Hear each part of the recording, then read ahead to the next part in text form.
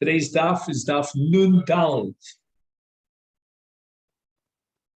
And we're going to begin 4 lines down from the top where we left off yesterday at the 2 dots. And this Gemara is going to try to clarify why certain cases were left out of our Mishnah. And the first issue is going to be Erev Shabbos Shebetocha Chag. And the Mishnah establishes that if Friday is in the middle of Yom Tov Succah, then they blew 48 tekios. And included in these 48 tekios were the tekios that they blew in honor of the Simchas Beis HaShoeva.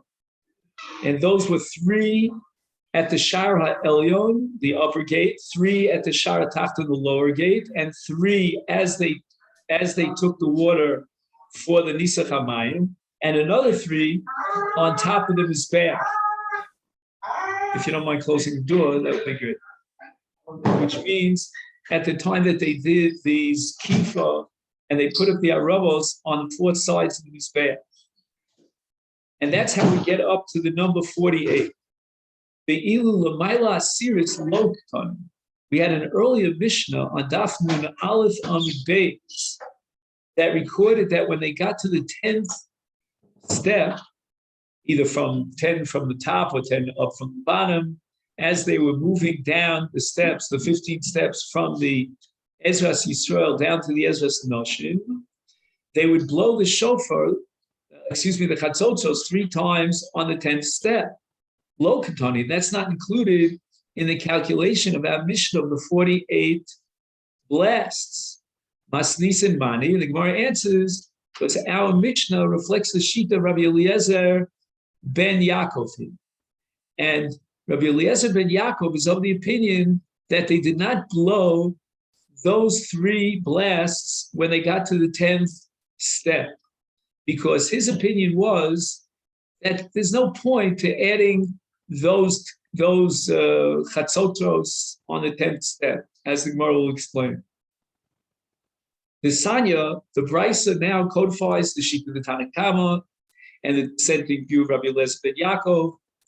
The Tanakama holds that Shalosh Lamaila Asiris, that they added a Tekiah and a Trua and a Tekiah when they got to the 10th step. And the Marsha explains that the reason why they wanted to blow the shofar, according to this sheet of the Tanakama. When I say shofar, by the way, whenever I say shofar today, it means chatzotzos, so I apologize. It's just the shofar Rabbi Myers is so loud, it shakes me up, and I can't get it out of my head. So even though I'm sitting in this room. So when I say shofar, I mean chatzotzos, and I apologize for that mistake. So why did they blow the shofar, the chatzotzos, on the 10th step? Because the number 15 represents Yud and then a Hey, which is half of the name of the Almighty. And in order to split that up, they had tekiyos on the 10th step, which represents the Yud, and another tekiyos on the 15th step, which represents the Hey. Now, why the name of God is split in half in Mitzvah Hashem, if we get to time for that, we'll talk about it. But we have so much to do today, it's incredible. Rabbi Eliezer ben Yaakov Omer Sholosh al Gabi Mizbeach. At the time that they did what's called Kifas Arava, and they set up the willow branch on the Mizbeach, at that moment, they did a Chatzotzos triple blast, and therefore there was no need to add any other blasts, like a Tekiah, Trua Tekiah, on the 10th step. And the Gemara explains, Ha'omer L'mayla Asiris, according to Tanakama, that they blew that set of 3. When they got to the 10th step, Eino, Omer, he would not say that they blew Al Gabi Mizbeach when they did this Kipas Harav on the Mizbeach. But Rabbi Eliezer ben Yaakov Omer, he's of the opinion Al Gabi Mizbeach, that when they did this Kipas of the Harav, that's when they blew the set. Eino, Omer, Lamala, Hasiris. He omits the blowing and the set of Tekiah to a Tekiah of the Chatzotzos on the 10th step. My time of Rabbi Eliezer ben Yaakov. Why did Rabbi Eliezer ben Yaakov omit the blowing of the Chatzotzos on the 10th step? And the answer is given the Takal of Psichas Shi'arim, because when they opened up the Sha'arim, they blew a set of Chatzotzos, Tkiya Trua Tkiya, for the kavod in honor of the opening of the Sha'arim that opened up that day. And therefore, my last series, we've already done the kavod for the Psichas HaShi'arim, and that should replace the need for a Tkiya on the 10th step. Why? Because Hailav Sharhu, because the 10th step, which connects the Ezras Yisrael down to the Ezras Noshim, is not a Shar. Therefore, if there's no pressing need to blow a set of Chatzotzos at the time that they reach the 10th step, then why not substitute another set at the time as Kifas HaRava, because Kifas HaRava is a very significant mitzvah. So the Gemara asks Rabbanon, well, what about the Tanakama? Why did he insist that we have to blow when we stand on the 10th step? The Sabri, the Rabbanon are of the opinion, came under Takal of Milui Amayim, since all the tkiyos that they added on the holiday of Sukkot were all part of the Simcha of Ushavte Mayim B'Sason Mi'Maynei Yeshua, that means filling up the water in order to fulfill this mitzvah. That's where the Simcha plays a tremendous role. Is therefore Gabi Mizbeach Lamu. Why should we now change our tune and introduce a foreign element? Why should we add extra tkiyos for the mitzvah of Skifas HaRov? The mitzvah of Skifas HaRov has nothing to do with the mitzvah Hayom of Ushavte Mayim B'Sason, of the Mayim for the Nisach HaMayim. And therefore, when they were involved in the Simcha, and they were going from the Ezras Yisrael down to the Ezras Noshim, they got to step number 10, and that's a blowing of a set of Chatzotzos in honor and part of the mitzvah of Simchas Beis HaShoeva. But why now introduce a foreign element in the Seder HaChatzotzos and Tkiyos, namely Al Gabi Mizbeach? That's irrelevant to the Milui Amayim. Hilkoch, therefore, my last series Adif, I would prefer that we have that set of blasts at the time that they go down to the Simchas Beis HaShoeva at the level of the 10th step. And that blowing, since it's on the way down to the Ezras Noshim for the purpose of celebrating the Simcha of Milui Amayim, then it's absolutely clear that this is L'Kavod Milui Amayim. Whereas blowing at the time of Skifas HaRov has nothing whatsoever to do with Milui Amayim. And as I mentioned earlier, the Marsha says that the blowing of the blast at the 10th step is a remez that the 15 steps parallel Yud K, and therefore they blew on the 10th step Keneged Ha'os Yud. And the Aruch LaNer adds another comment here that when there were different mizmorim that was sung by the Levium on different steps, and the mizmor that they recited when they got to the 10th step was Liyah Einenu, Li Yud He, and therefore it corresponds to the 10th step. And all this was during the second bias, when they didn't have a full Geula. And therefore the name of God is only half, Yud K, based on the pasuk at the end of Parashas Beshalach, Ki Yod Al Keis Ka. And that means that as long as Amalek is controlling and a powerful force, then God's name is Kaviyachol incomplete, and that's the Yud K. Now, our Mishnah said that if there's a day that has a Musa, then we add another 9 tkiyos, another 9 blasts. He also Rav Acha bar Chanina midaroma. Rav Acha came north from the south. I see Masnisa biyode, and he brought a brisa that deals with this question of tkiyos during Musaf in the Beis Hamikdash. And we darshan the pasuk Bnei Aaron Akonim Yisku b'Chatzotzos. There are redundant words in this pasuk. Why? She'ein Talmud Lomar Yisku. The Torah didn't have to repeat the word Yisku. Shekvar Nemer, it already says in the next pasuk, it says, "Utkatem b'chatzotzos al osechem v'al zivchei shalmechem." So the Torah already specifies that you have to blow the chatzotzos, and therefore the pasuk could have said "Ubnei Aaron b'chatzotzos," leaving out the word yisku because in the very next verse it says "Utkatem b'chatzotzos." So therefore, why did the Torah add the word yisku when it's totally superfluous? And it comes to teach us Hakol lefi musafim tokim. What does that mean? Hakol lefi hamusafim tokim, a very ambiguous phrase. If he would have just said that we blow on the musafim, I don't need a special limud for that. So why do I need the special limud? Hakol lefi hamusafim tokim. Rav Acha now explains these words immediately. Utani levahu amaleh. He brought this brisa, taught it, and now he interprets the brisa. Lomar, what is the brisa deriving from the extra word yiskau? Shetokim al kol musaf umusaf. Let's see if we can try to understand this Gemara of tokim al kol musaf umusaf. There's a step that starts with A, goes to B, A causes B, and B causes C. A is called Kedushas Hayom. That's a day that's sanctified in a special way. That leads to B, a Karban Musaf. Karban Musaf is a result of the Kedushas Hayom.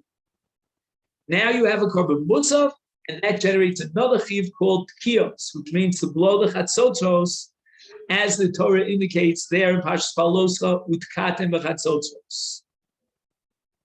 Now, what happens in a case we have an overlap of two kedushas hayoms?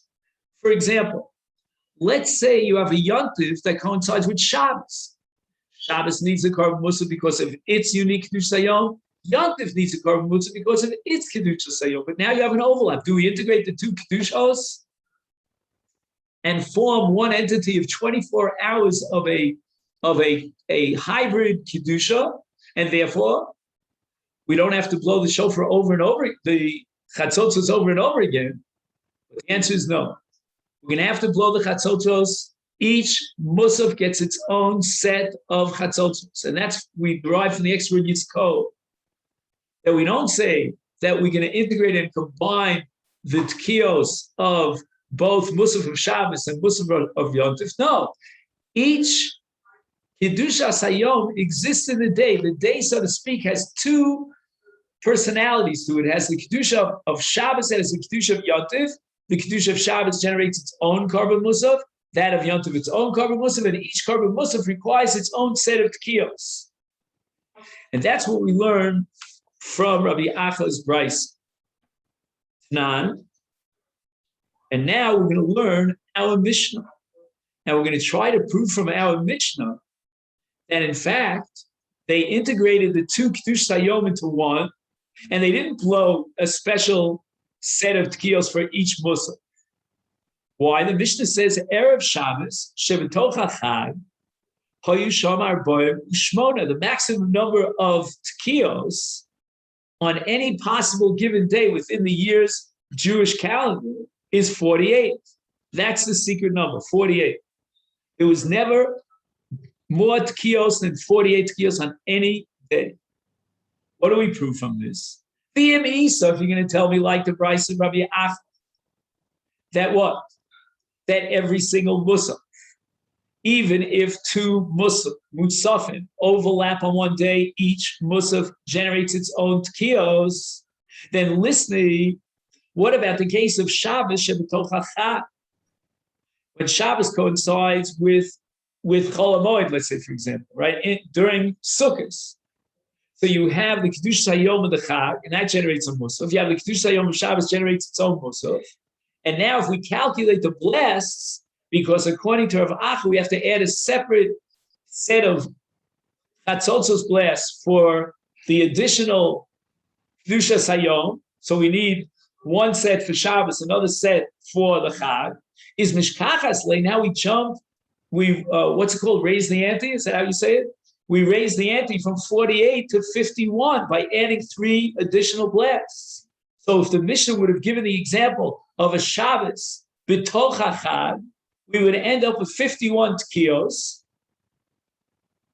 And if we end up with 51 tkiyos, then the Mishnah is incorrect, imprecise by maxing out at 48. It's not correct. We have to add another number of tkiyos. Now, there's another dimension to this Gemara, which I'll mention in passing, as I'll do throughout the Shia today, because there's so many different dimensions to the sugya that require study. But there are 6 kiyos that are blown on Erev Shabbos, meaning anytime we go into Shabbos, we add 6 kiyos. There's a set of 3 kiyos that notifies the people out in the fields that it's almost time for Shabbos. They already close shop. And then there's another set of kiyos, which will be blown immediately before Shabbos, meaning, so let's say we blow the first set of kiyos a half hour before sunset, and then a second set of kiyos of chatzotos a minute before sunset, to tell everybody that now is that's it. You got to stop malach. It's a sisma malach. And we're not going to add those sheish tkiyos in this case of Shabbos shebetoch hamoed. We're going to leave out those sheish tkiyos. And nevertheless, when we leave out those 6 sheish tkiyos, we're going to add 9 tkiyos for the musaf of Shabbos. And that's in addition to the musaf of the Chag, because every carbon musaf generates 9 tkiyos. So we're going to have 9 and 9. And even if we subtract 6, nevertheless, we're still left with an extra 3, which jacks up the number from 48 to 51. So therefore, we're back to our question. And that is, why doesn't the Mishnah mention this possibility of Shabbos shebetoch hachad, and that would overflow beyond the 48 and give us 51? And the Gemara rejects this. Amar Rabbi Zera, and here we're going to have machlokes between Rabbi Zera and Rava. Even if we would say that on a day of Musaf, we're going to add 9 tkiyos for each musaf, nevertheless, we still max out at 48 tkiyos. Why? The fisha ain't token l'psichas shi'orim b'Shabbos. Now, in the calculation of the 48 tkiyos, there are 3 tkiyos that are blown when they open up the Beis HaMikdash. That's called psichas ha'sha'orim. And the purpose of those tkiyos is to notify the Kohanim that they will be on duty, that now they're starting the day and get ready for the Karban Tamid Shel Shachar. However, Rabbi Zera insists that in the case of Shabbos on a Chag, when they opened up the Mikdash for business on Shabbos morning, they did not blow those tkiyos. And even though you might ask me, but don't we have to notify the Kohanim? So the answer to this is that the Kohanim had to know on their own to begin the avodah. And the reason for this is because blowing the chatzotzos is really a violation of the Shabbos. Again, it's not a doraisa violation of Shabbos. Blowing the chatzotzos is not a malacha doraisa, but nevertheless, on a level of what we call shvus d'Rabbanan, it violates the Shabbos. And Rabbi Zera says that for the purpose and the goal of notifying the Kohanim that the day started in the Beis HaMikdash, that's called Psichas HaShi'arim, we're not going to override the Shabbos. There's no separate mitzvah to blow the Chatzotzos for Psichas HaShi'arim. All the other tkiyos have their mitzvah.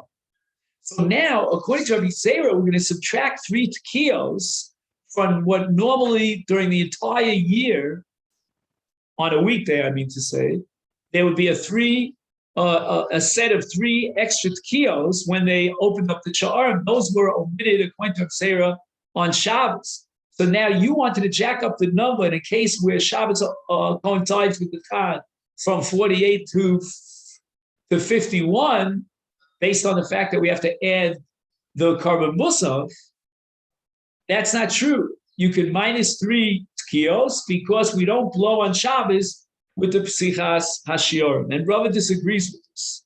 Rava's opinion, as we'll soon see, is that this is not true. We will blow the chatzotzos b'psichas shiorim even on Shabbos for the mitzvah of notifying the Kohanim that it's time to start the avodah of the day. It's already past daybreak. The day of avodah has begun. To notify them about that kickoff of the day in the Mikdash, we will blow the chatzotzos on Shabbos. And now Rava is going to reject Rav Zera on 2 counts. We'll go through the 2. Omar Rava, man hadlo chayish l'kim.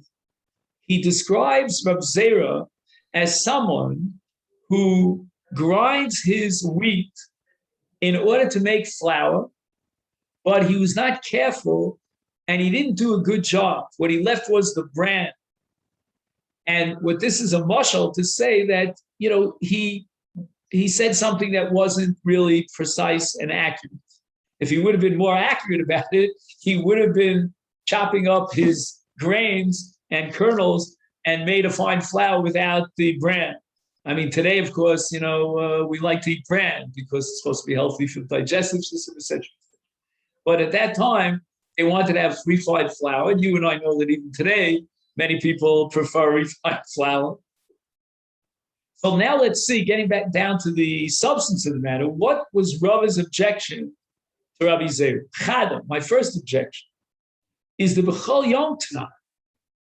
Our Mishnah is listing the tkiyos not only of a Shabbos, but also of every single day. For example, in the case of a weekday, the Mishnah calculates 21 tkiyos. 3 out of those 21 are for the opening of the sha'aron. And yet, the Mishnah uses the word bechol yom, implying that even on Shabbos, they blew those 3 tkiyos, the psichas hasha'aron. That means the 3 tkiyos that are blasted to notify the Kohen that the day has begun in the Mikdash for Avodah, that would override the Shabbos. The O, that furthermore, inami, even if I would agree to you, kehadadi minhu, I would concede to you theoretically that they did not blow the chatzotzos at the opening of the sha'aron because it's Shabbos. Nevertheless, why do you tell me that the Mishnah brings this example of a day of 48 tkiyos on Erev Shabbos, Shebetochacha? If the Mishnah wants to give me examples of days in which we max out at 48 tkiyos, don't just suffice with Erev Shabbos Shebetochacha. Listening, you should also add Shabbos Shebetochacha, because even you, Rav Zera, concede that there were 48 shofar blends. And then says Rava, if the Mishnah would have had both Erev Shabbos on a Chag as well as Shabbos on a Chag, then Shamat Minei Tarta, we would have 2 chidushim. First of all, Shamat Minei Rabbi Eliezer ben Yaakov, which means that we blow at the moment that they do the skifas arav al gabi mizbeach, and not on the 10th step, as we discussed earlier. But then there would be an additional chiddush, shamet minei Rav Acha bar Chanina.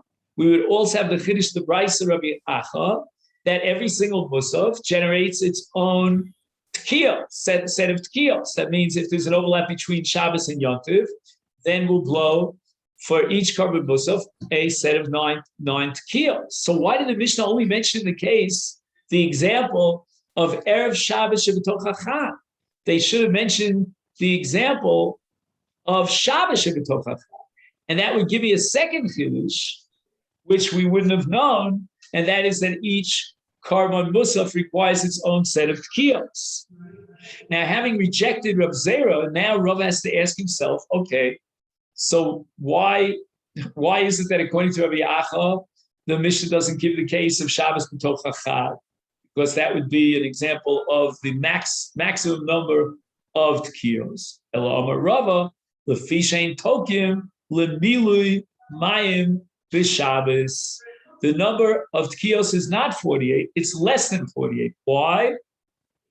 Because according to Rava, we do not blow for milui mayim b'Shabbos, meaning when they fill up the water, they don't blow. Because if you recall, we had a Mishnah earlier on Daf Mem Chesam Beis that if Shabbos coincides with Sukkot, then the collection of the water is achieved on Erev Shabbos. They take the chavis, the great barrel, on Erev Shabbos. They go out to the Mei Shiloach and they draw the water on Erev Shabbos, so, because otherwise you can't carry from Rosh Hashanah to Rosh Hashanah. You wouldn't be able to violate the Shabbos. So all of the Milui Mayim, which had the first set of blasts, namely 3 Chatzotzos blasts of a Tekiah true and a Tekiah, were omitted, according to Rava, in the case of Shabbos, because there is no Milui Mayim on Shabbos. The Milui Mayim has to take place on Friday before Shabbos, the Batzri Tuva. And now we're going to subtract a whole bunch of Tekiyos. Number one, we're going to subtract, because now we're going through all the sets of Tekiyos when they did the Milui Mayim, which are recorded in the Mishnah Daf Mem Chesed Beis. Number one, we have 3 Tekiyos for the Shar HaElyon. Then we had 3 Tekiyos, another set, for the Shar HaTachton. Then we had 3 Tekiyos for what's called the Shar HaMayim. We call it Watergate, if you remember. And then we had 3 Tekiyos on the Mizbeach. Now, if that be the case, then these Tekiyos would be missing. Chaserim HaTekiyos shel Erev. Oh yeah, we have to also subtract the Tekiyos that notify a person that it's time for Shabbos. So in any event, the calculation now becomes the following. In a case, according to Rava, of Shabbos b'toch HaChag, they were all told 39 Tekiyos. How do we arrive at that number 39? There are 21 Tekiyos every day of the year for the Tom Shel Shachar, the Tom Shel Ben Arbayim. And then we're going to add 18 Tekiyos for each one of the Musafim. Because Rav accepts the opinion of Rabbi Acha and his Brisa that every single Korban Musaf, in the event that there's an overlap of 2 Korbanos Musafim, requires its own set of 9 Tekiyos. So 9 Tekiyos times 2, in a case of Shabbos on Yom Tov, gives me 18 Tekiyos. You add the 18 Tekiyos to the normal classic every day of the year, calendar day of 21. 21 plus 18 is 39. That's how we arrive at the number 39.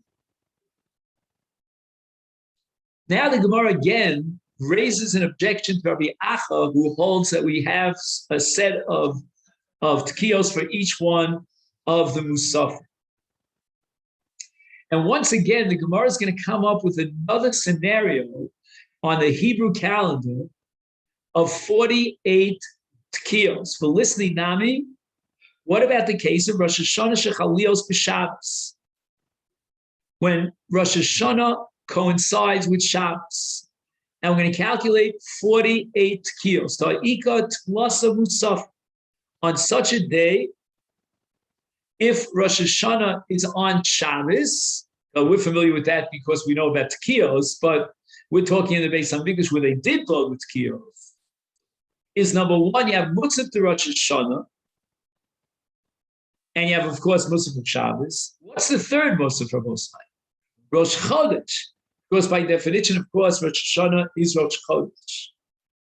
And by the way, you may notice in Musaf on Rosh Hashanah that in brackets, you'll see Useir Liziv B'Yom Rosh Chodesh, and it's in brackets because there's a machlokas whether or not you mention Rosh Chodesh on Rosh Hashanah.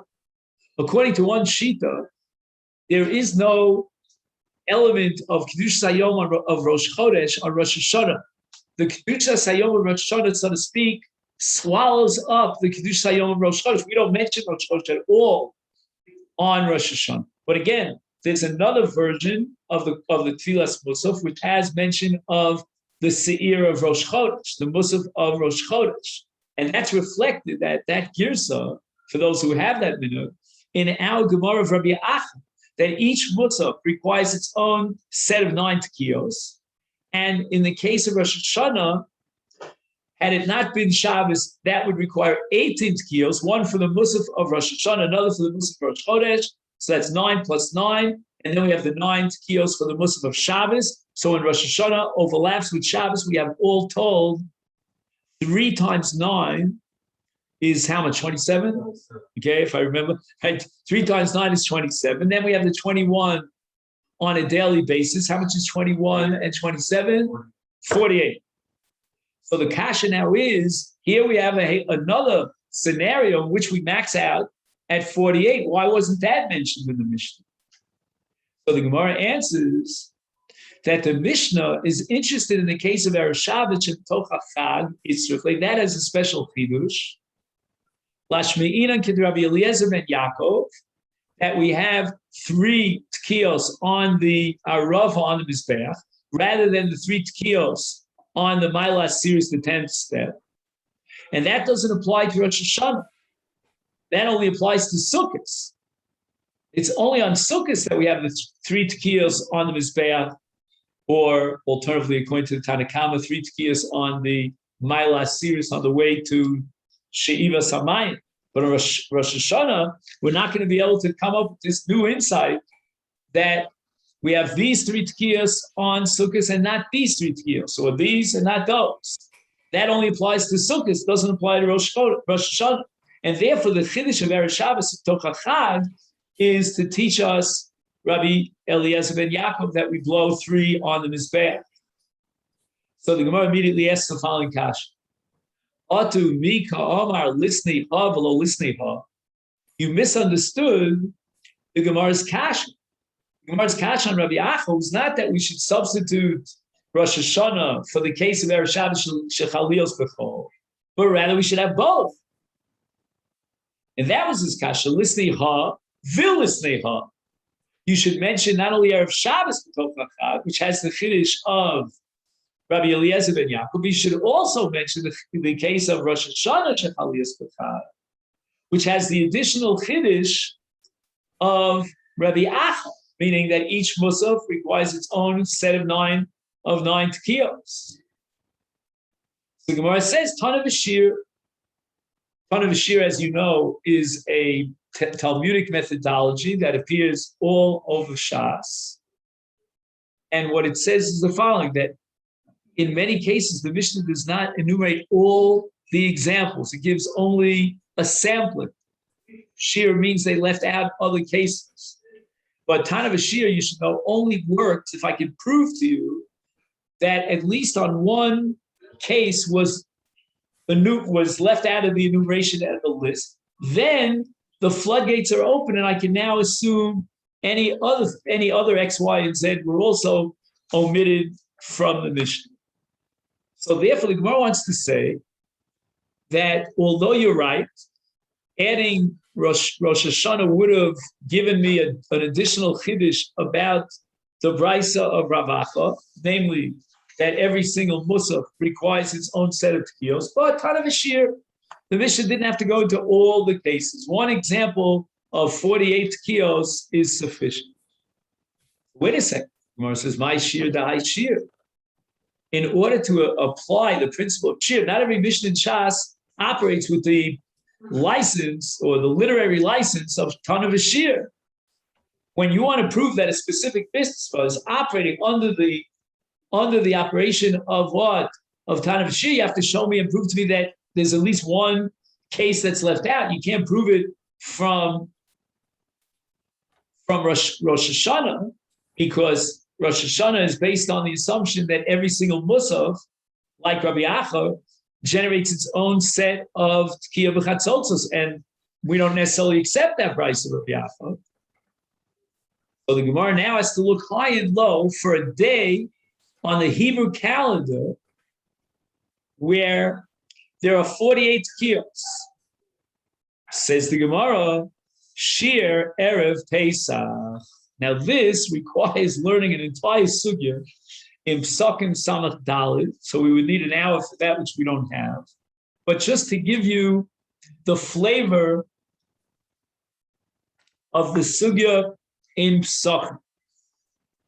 Erev Pesach, as you know, was unique because of the Shchitas Korban Pesach. But there's a subset of Shchitas Korban Pesach which also makes Erev Pesach very unique, and that is Kriyas HaHalel. Now, at the time of the preparation of the Korban Pesach, there was a Kriya of Halal. In fact, there were 3 times Kriyas of Halal. And again, the Sugi Sukkah goes over the details about why they read the Halal 3 times. Now, to add another very important premise as background for that Mishnah in Psachim, and if you ever want to remember the name of the place of the Mishnah, it's on Samach Daled Siyata D'Shmaya. We need a lot of Siyata D'Shmaya to learn that Sugi. Anyway, so it says that there were 3 kitos. In other words, there wasn't enough room in the Azara to host all of Klal Yisrael that were bringing their Korban Pesach on one afternoon of the 14th of Nisan. So they broke up Klal Yisrael into 3 groups.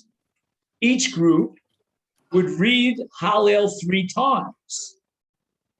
So now we make the following calculation.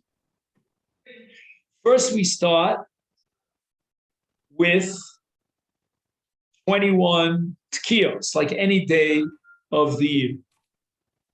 Then we're going to add, what's the magic number to get to 48? 27, we said, right? 27 and 21 is 48, right? So how do we get to 27? We have 3 kitos. Each one of these kitos would blow during Hallel once, twice, thrice. So that means each one of the tkiyos adds a set of 9. And since we have 3 kitos, each blowing 9 tkiyos during the 3 recitations of Hallel, we end up with 3 times 9 equals 27. 27 plus 21 is 48. So we see that the Tanav Mishnah omitted another calendar day in which we max out at 48. And that gives me the license to apply the methodology of Shir, of Tanav Shir, because I see and I prove beyond the shadow of a doubt, and nobody argues with this, that the Mishnah left out the case of Erev Pesach.